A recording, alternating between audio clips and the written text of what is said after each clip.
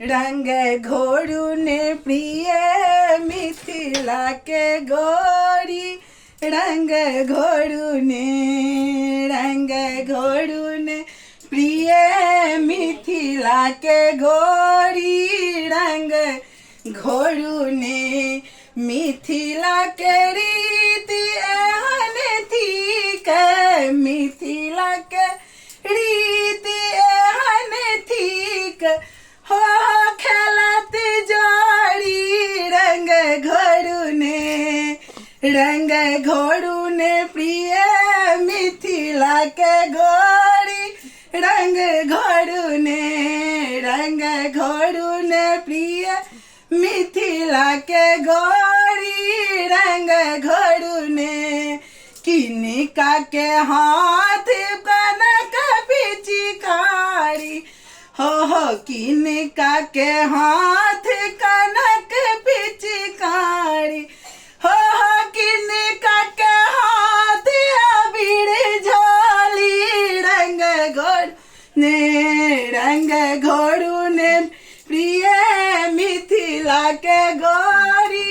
रंग घोड़ू ने प्रिय मिथिला के गोरी रंग घोड़ू ने राम जी के हाथ कनक पिचकारी राम जी के हाथ कनक पिचकारी हो सखियन के हाथ अबीर झोली रंग घोड़ू ने